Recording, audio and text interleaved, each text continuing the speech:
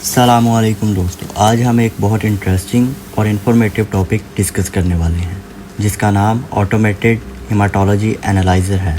ये वो मशीन है जो हर लेबॉर्ट्री का दिल है, यानी आपके खून के टेस्ट जो आप करवाते हैं उनमें जो रिपोर्ट आती हैं उसके पीछे यही मशीन होती है।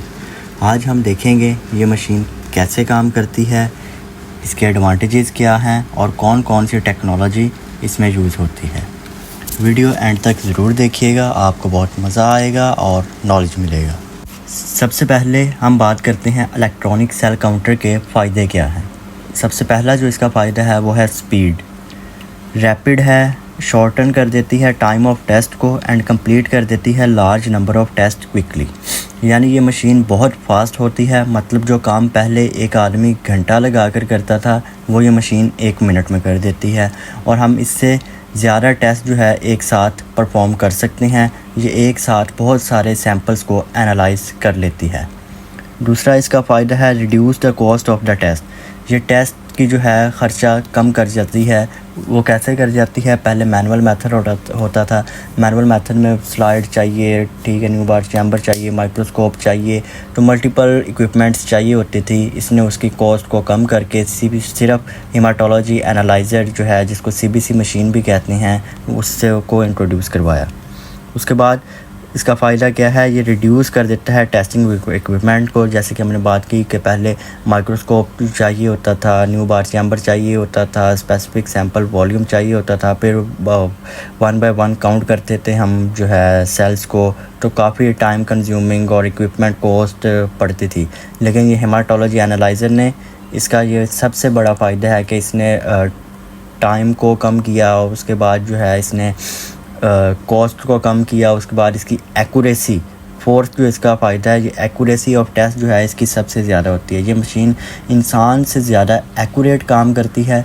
गलती के चांसेस जो होते हैं इसमें बहुत कम हो जाते हैं। इंसानों से जो गलती हो सकती है, इंसान जो है वो मैनुअल न्यू बार चैम्बर के नीचे जो है सेल काउंटर से काउंट करता था सेल, तो उसमें मिस्टेक्स हो सकती थी। लेकिन ये मशीन है, मशीन जो है 99% एक्यूरेसी हमें देती है। सोचिए, पहले हम माइक्रोस्कोप से एक एक सेल गिन रहे होते थे और अब ये मशीन ख़ुद सब काम कर रही है। मैनुअल मेथड जो है इसमें भी हम RBC count, WBC count, reticulocyte count और प्लेटलेट काउंट करते थे, वो मगर कैसे करते थे, मैनुअली करते थे। लैब टेक्नीशियन जो होता था वो माइक्रोस्कोप के नीचे बैठकर हर सेल को गिनना पड़ता था उसको, कि इस स्क्वायर में कितने सेल हैं, इस जो है डब्बे में कितने सेल हैं, इस चैम्बर में कितने सेल्स हैं। वो फिर 1 बाय 1 काउंट करता था। सोचो कितना टाइम लगता होगा और कितना मुश्किल काम था ये। अब मशीन ने ये मुश्किल ख़त्म ही कर दी है, कम नहीं कह सकते, मशीन ने ये मुश्किल ही ख़त्म कर दी है। लेकिन समटाइम्स क्या होता है कि मशीन जो है वो रिलायबल एक्यूरेट रिज़ल्ट नहीं दे रही होती। कुछ लैब्स में जो है वो मेंटेनेंस नहीं करते, क्वालिटी कंट्रोल वगैरह नहीं लगाते, तो फिर उसकी वजह से जो है रिज़ल्ट्स वेरी कर रहे होते हैं। तो उसकी वजह से जो है ना ये मैनुअल परफॉर्म करना पड़ता है। फिर सीबीसी को मैनुअल सारे सेल्स फिर काउंट करने पड़ते हैं, जो कि टाइम कंज्यूम। अब हम आते हैं एक बेसिक टेस्ट पर जो हम सब ने सुना है, जिसका नाम है CBC, complete blood count. A complete blood count is a series of tests used to evaluate the composition and concentration of cellular components of blood. इसमें जो ब्लड के सेलुलर कंपोनेंट्स होते हैं या कंपोजिशंस होती हैं, उनकी साइज, स्ट्रक्चर वगैरह, उसको हम स्टडी करते हैं, उसको हम देखते हैं। सीबीसी में हम क्या क्या चेक करते हैं या कर सकते हैं, उसमें हम red blood cells, RBC count देखते हैं, वाइट ब्लड सेल्स जिसको ल्यूकोसाइट काउंट भी कहते हैं, और उनके जो डिफरेंशिएशन, जो उनकी टाइप्स हैं आ जाती है डब्ल्यूबीसी की, जैसे न्यूट्रोफिल, लिम्फोसाइट, ओजिनोफिल, मोनोसाइट, बेजोफिल वगैरह। और इसके अलावा हम प्लेटलेट काउंट करते हैं इसमें। उसके अलावा हम एचबी यानी कि हीमोग्लोबिन और हेमाटोक्रिट को भी मेजर करते हैं, और आरबीसी के इंडेक्सेस जैसे एमसीवी, एमसीएच, एमसीएचसी और आरडीडब्ल्यू को भी फाइंड करते हैं। ये सारा डाटा जो है मशीन हमें ऑटोमेटिकली निकाल के देती है, हमें कोई भी मैनुअल इसमें नहीं करनी पड़ती, मुदाखलत नहीं होती हमारी मैनुअली कोई भी इसमें। डिफरेंट पैरामीटर एनालाइज़र, ये एनालाइज़र जो है ये 3 तरह के होते हैं, 3 इनकी टाइप्स होती हैं। एक 3 पार्ट एनालाइज़र होता है, एक 5 पार्ट एनालाइज़र होता है और एक 7 पार्ट एनालाइज़र होता है। फ़र्क इनमें जो है वो ये होता है कि वो ब्लड सेल्स जो होते हैं वो कितने पार्ट्स में डिवाइड हो के रिज़ल्ट देते हैं। कुछ में जो है ग्रैनुलोसाइट, 3 पार्ट वाले में ग्रैनुलोसाइट और लिम्फोसाइट और मोनोसाइट बताते हैं बस।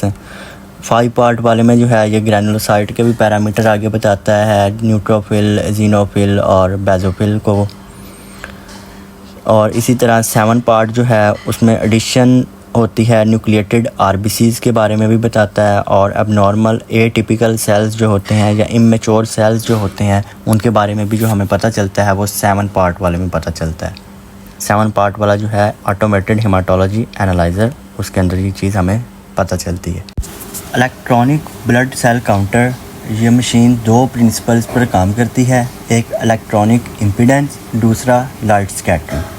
इलेक्ट्रॉनिक इम्पीडेंस जो है इसमें एक छोटी सी ओपनिंग अपर्चर होती है। जब सेल उसमें से गुज़रता है तो करंट रेजिस्ट होता है और उस रेजिस्टेंस से जो है वो मशीन सेल को काउंट करती है।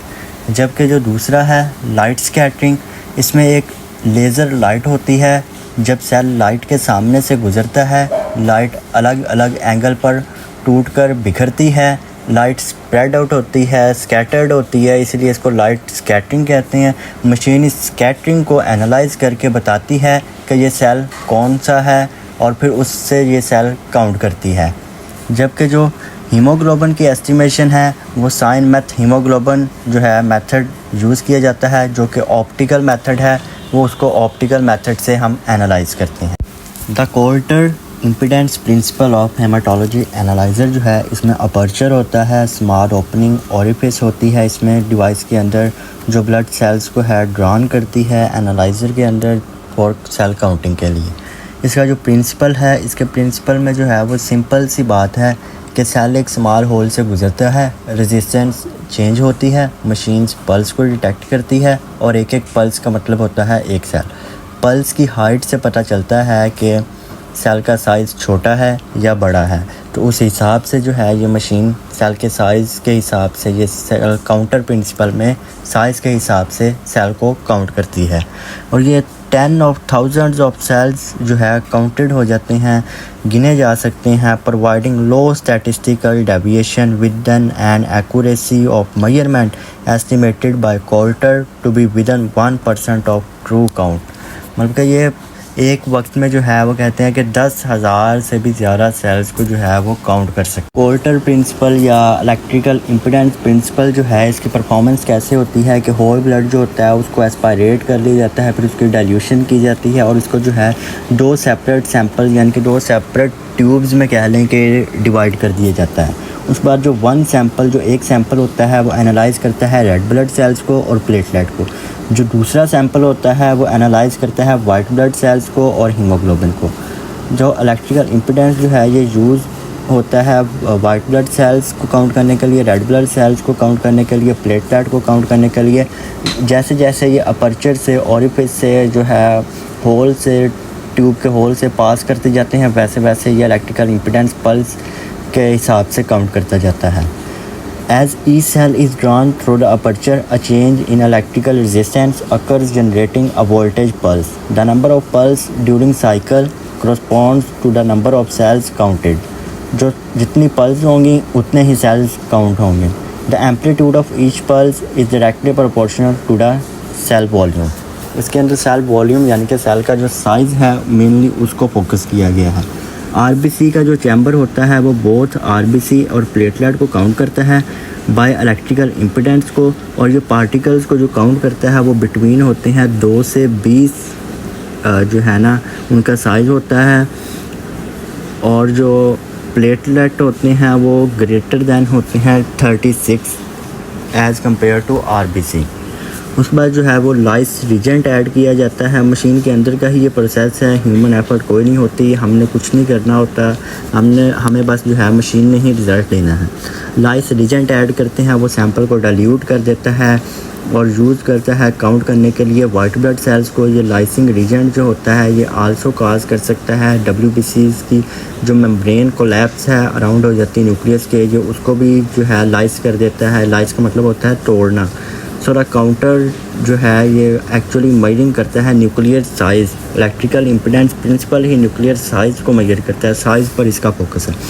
After the white blood cells को काउंट करने के बाद ये जो है रिमाइंडर जो लाइस डाइल्यूशन जो होती है ये ट्रांसफर हो जाती है HGB हीमोग्लोबिन फ्लो सेल्स में, जो मेजर करती है हीमोग्लोबिन की कंसंट्रेशन को, जिसको हम HB भी कहते हैं रूटीन में।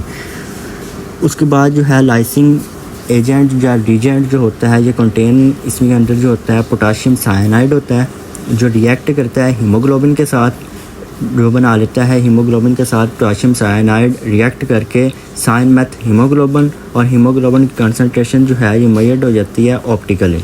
द रिज़ल्ट जो होते हैं ये प्रिंटेड हो जाते हैं आउट और send to computer for review. ये हमें मशीन ही सब कुछ बताती है, हमारी ह्यूमन एफर्ट कोई नहीं है इसमें, ये मशीन के अंदर ही सारा प्रोसेस हो रहा होता है और मशीन ने ही हमें एंड पर जो है वो प्रिंट आउट दे देना होता है कि ये इसका रिज़ल्ट है। लाइट स्कैटरिंग जो है इसका दूसरा प्रिंसिपल है इलेक्ट्रॉनिक सेल काउंटिंग का।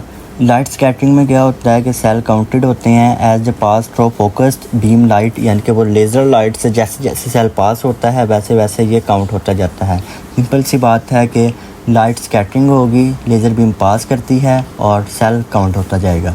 फिर लाइट जो है अलग अलग एंगल पर बिखरती है, स्कैटर्ड होती है। ऑप्टिकल स्कैटरिंग इसको कहते हैं इस प्रोसेस को, इसमें जो है वो स्कैटरिंग होती जाती है और हर सेल जो है अलग अलग तरह से लाइट स्कैटर करता है और उसी पैटर्न से मशीन को पता चलता है कि ये सेल की कौन सी टाइप है।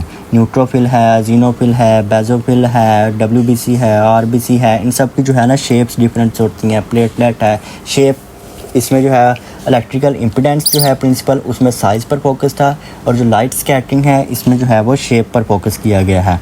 और इसके अंदर VCS टेक्नोलॉजी भी यूज़ होती है, वॉल्यूम, कंडक्टिविटी और स्कैटर। हाइड्रोडायनामिक फोकसिंग भी की जाती है इसमें, दोनों में के अंदर both optical and impedance method के अंदर जो है हाइड्रोडायनामिक फोकसिंग है, सेल को एम्प्लॉय करती है हाइड्रोडायनामिक फोकसिंग के अंदर, ताकि जो है वो सेल फोकस्ड फ्लो में फ्लो करें, यानी कि वो एक रिदम के साथ आएँ, बिखरे हुए ना आएँ, लाइट ही स्कैटर्ड हो, सेल स्कैटर्ड ना हो। ये ऑप्टिकल प्रिंसिपल की डायग्राम में आप देख सकते हैं कि light source beam laser light जो है ये स्कैटर्ड हो रही है, वो ट्यूब सी जो है एक साइड से सेल अंदर को जा रहे हैं, इनलेट हो रहे हैं, और एक साइड से सेल बाहर को जा रहे हैं, आउटलेट हो रहे हैं, एक फ़्लो के साथ जा रहे हैं। हाइड्रोडायनामिक फोकसिंग हो रही है इनके ऊपर, ये जाते हैं सेल, ठीक है, इन पर cell one by one cell को फोकस किया जा रहा है। इस डायग्राम में आप देख सकते हैं फोकस किया जा रहा है। डार्क फील्ड जो है ये स्टॉप कर देती है डिस्क को, ताकि कोई जो है दो इकट्ठे सेल्स को ना काउंट कर लिया जाए, सेपरेट ही किया जाए। उसके बाद अपर्चर है, अपर्चर से फोटो डायोड फिर आगे मशीन को सिग्नल दे के बताता है कि ये कौन सी सेल की टाइप। अब जो है हिस्टोग्राम जो है ये विजुअलाइजेशन ग्राफ है, जो मशीन के साथ जो है हमें CBC एनालाइज़र जो है उसके ऊपर एक ग्राफ सा नज़र आता है, जो वो ग्राफ सा नज़र आता है उसको हम बेसिकली हिस्टोग्राम कहते हैं। और हिस्टोग्राम जो होता है इसके एक्स एक्सिस जो होता है उसके ऊपर साइज़ के बारे में बताते हैं, और जो वाई एक्सिस होता है वो हमें बताता है कि ये सेल काउंट कितना है, यानी कि सेल कितने हैं। एक्स एक्सिस ने क्या बताया, सेल का साइज़, और वाई एक्सिस ने सेल का काउंट कितना है, सेल कितने हैं, 1 है, 2 है, 10,000 है, 20,000 है। एरिथ्रोसाइट हिस्टोग्राम या RBC हिस्टोग्राम जो है वो हमें विजुअलाइजेशन ग्राफ की फॉर्म में बताता है। RBC की जो है नॉर्मल RBC जो होते हैं वो 36 से 360 उसका साइज़ होता है। अगर RBC बड़े होंगे तो ग्राफ जो है राइट की तरफ शिफ्ट होगा, उसको हम मैक्रोसिटिक एनीमिया, मैक्रो का मतलब होता है बड़ा, तो RBC अगर बड़े हैं तो वो राइट की तरफ शिफ्ट होंगे और वो क्या कहलाएगा, मैक्रोसिटिक एनीमिया। अगर वो RBCs का साइज़ छोटा है तो वो लेफ़्ट की तरफ शिफ्ट होंगे, माइक्रोमीन स्मॉल छोटे, तो माइक्रोसिटिक एनीमिया होगा। अगर राइट की तरफ हैं तो मैक्रोसिटिक एनीमिया, अगर लेफ़्ट की तरफ हैं तो माइक्रोसिटिक एनीमिया होगा। अगर दोनों पीक पर आएँ तो इसका मतलब है कि एक ही ब्लड में 2 टाइप के आरबीसीज़ मौजूद हैं। इसको बाई मॉडल कहते हैं, यानी कि उस पर्सन ने किसी और का ब्लड भी लगवाया हुआ है तो उस पर्सन के और अपने और जिस पर्सन का जो है ब्लड लगवाया है रेसिपिएंट और डोनर दोनों के जो है वो मिक्स हुए हैं, जिसकी वजह से आरबीसी का जो हिस्टोग्राम है वो पीक पे आ रही हैं दोनों वैल्यूज़। प्लेटलेट का जो हिस्टोग्राम है उसमें जो है उसका नॉर्मल साइज़ जो होता है वो 2 से 20 तक होता है। इससे प्लेटलेट साइज़ और डिस्ट्रीब्यूशन को हम समझ सकते हैं इस हिस्टोग्राम से। डब्ल्यूबीसी का जो हिस्टोग्राम होता है, जो ग्राफ होता है वो 3 ग्रुप में डिवाइड हो जाता है, एक लिम्फोसाइट, एक मोनोसाइट और थर्ड वन इज़ ग्रैन्युलोसाइट। लिम्फोसाइट जो होते हैं वो छोटे सेल्स होते हैं, मोनोसाइट्स जो होते हैं वो मीडियम साइज सेल्स होते हैं और ग्रैन्युलोसाइट्स जो होते हैं ये बड़े सेल्स होते हैं। इसमें न्यूट्रोफिल, एजिनोफिल और बेसोफिल आ जाते हैं। इसको हम ग्राफ से जो है पैटर्न से समझ सकते हैं कि कौन सा छोटा सेल है, कौन सा मीडियम साइज़ है और कौन सा बड़ा। अगर छोटा सेल है तो लिम्फोसाइट, मीडियम साइज़ है तो मोनोसाइट, अगर बड़े सेल हैं तो ग्रैन्युलोसाइट। बड़े सेल ग्रैन्युलोसाइट इसलिए हैं क्योंकि उसके अंदर ग्रैन्यूल्स हैं। लिम्फोसाइट और मोनोसाइट्स के अंदर ग्रैन्यूल्स नहीं होते, ये एक ग्रैन्युलोसाइट्स होते हैं। एट द एंड, वीडियो के एंड पे जो है ये इंस्ट्रूमेंट्स जो हैं उसके बारे में बताया गया है कि फुली ऑटोमेटेड जो 5 पार्ट और 7 पार्ट और 3 पार्ट के जो हैं उनके नाम लिखे हुए हैं यहाँ पर।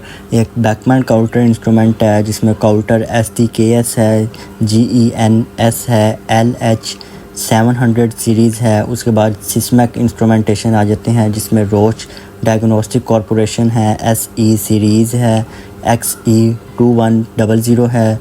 उसके बाद सेल डाइन टेक्नोलॉजी आ जाती है जिसमें सेल डाइन 1800 है, सेल डाइन 3500 और सेल डाइन 3700 है। उसके बाद सेल डाइन रबी और सफ़ायर हैं। आगे इनके जो हैं ये एडवांटेजेस लिखे हुए हैं, ये आप टेक्नोलॉजी और एडवांटेजेस वगैरह लिखे हैं, ये आप खुद ही पढ़ सकते हैं। Thank you for watching.